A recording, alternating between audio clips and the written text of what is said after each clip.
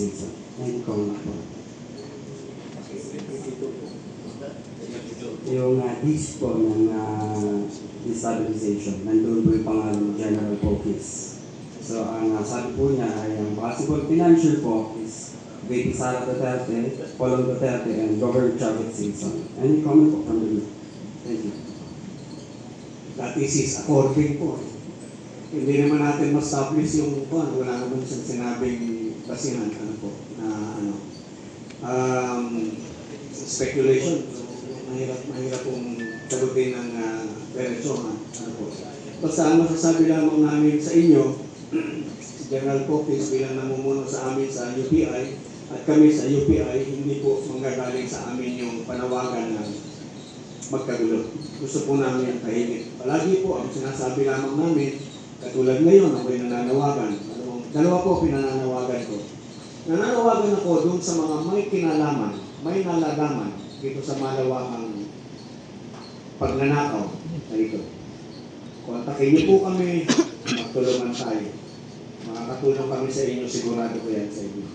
Pangalawa, yung mga galit, yung mga may pakialam, yung mga gustong ipahiwatig sa ating sa mga magnanakaw na kayo ay galit. 3 araw naman po yun mamili kayo kahit 1 araw lamang. Ipahiwatig ninyo, ipakita ninyo ang pagtutol.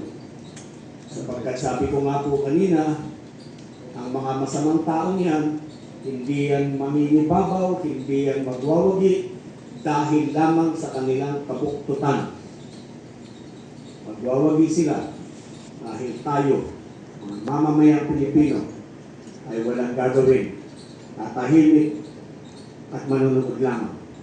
Kailangan po madama nila na tayo ang ating pagtutol na hindi natin sila gusto. Padama po ninyo, be there, be present, be one of us.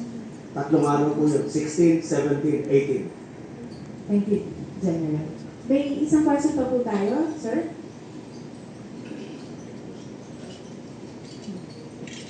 Makikiabot na lang po ng microphone.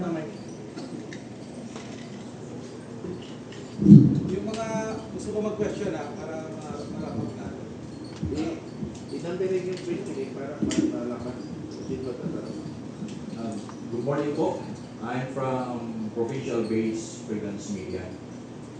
Tanong ko lang po, root of all greediness is itong political dynasty na wala yung kausap. So, paano ba ninyo? Paano na ba na wakasan natin ang political dynasty? Dahil sa labis na ang nauso sa gobyerno. Wala ng uso. Salamat po.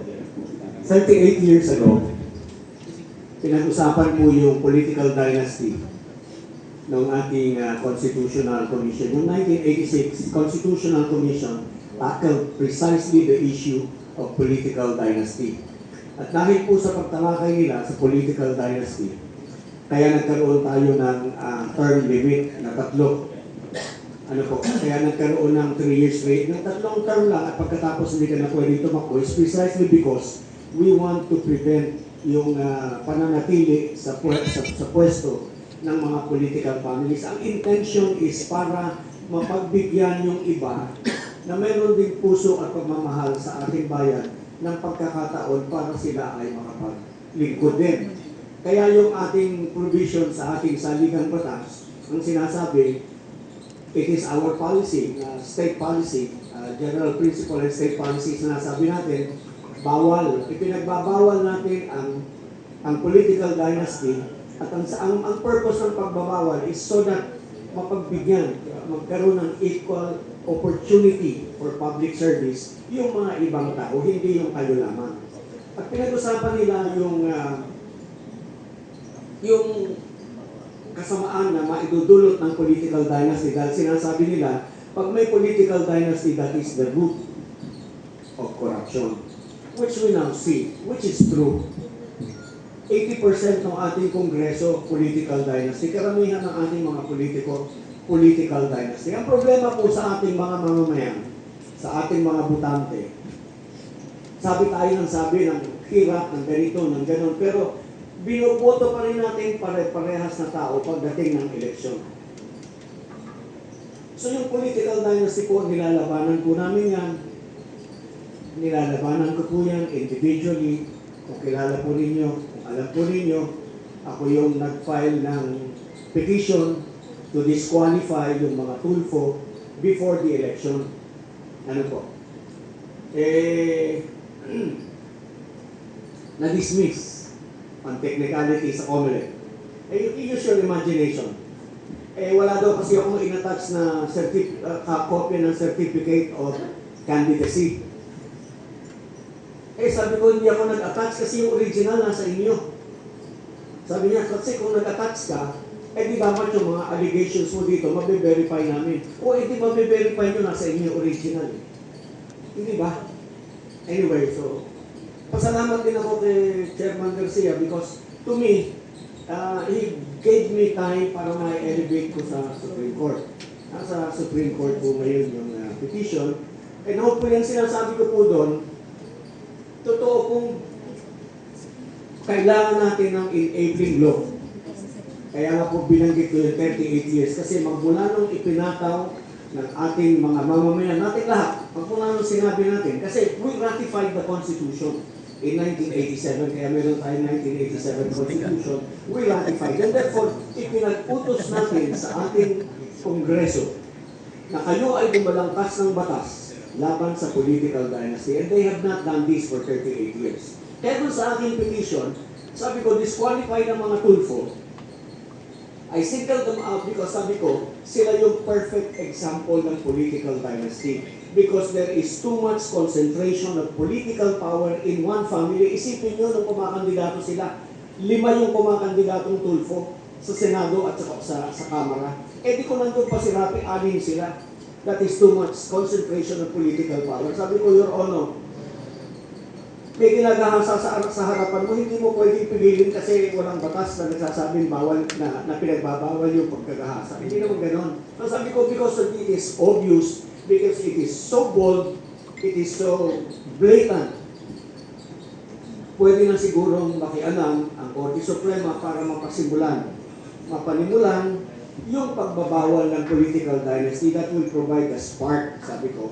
It might, pag sinimulan nyo, sinabi niya, nga, bawal yan, kasi nandun naman sa deliberation ng 1986 Constitutional Commission na ang bawal yung kamag-anak ng incumbent within the 3rd civil degree of consanguinity or affinity. Anak, tatay, kapatid, bawal asawa. Yan. O an incumbent. Yun yung malinaw na deliberation. Ito, going by that intention, because that is the intention, the intent and spirit of the constitutional provision, pwede nang i-adapt ng Supreme Court at sabihin, oo nga, yung ganitong klase, bawal. Pero yung halimbawa, political dynasty, mayor, vice mayor, konsehal, governor, medyo kailangan mo pang i-define talaga yan. Pero mayroong mga obvious. Pag obvious na, huwag naman magmukha tayong ilang billion na ba tayo? 1 billion na hindi. Ano yan? Samsung? Hindi naman ba tayo 1 billion? 1 million. iPhone. Sige, ha? Okay, we are 110 million idiots. Because yung obvious, kailangan pa natin ipa-define. Huwag naman po ganun. Andyan na it's right smack our face. Let's stop it. Yun po. So yung political dynasty, we are saying, if that is your question, is one of the root cause of this corruption. Nung araw pa po ito, actually, nung araw pa yung buhay natin ngayon, take note, we have all been living in an atmosphere, in a regime of corruption. Kung ano man tayo ngayon, product ito ng corruption. Tawag ko dyan, chronic and acute corruption. Nung araw pa yan. Nung araw pa, substandard lang sila eh. Maliit na bakal, kulang yung graba, yung mga ganon, no? So, because hindi na-check, walang na-check, now, they just steal the money. Wala na. Doon sa amin, sa distrito, yung mga nag-iimbestigar, dalhin nyo naman sa Ilocos. Pakita nyo yung good faith nyo, doon nyo simulan, sa Ilocos, sa Samar Leyte, sa Bicol, sa Quezon City, sa District 2. Yan. Para di ba? So, yun po. Yun yung aking tugon. Did I answer your question about political dynasty? I think so, sir. Ayan.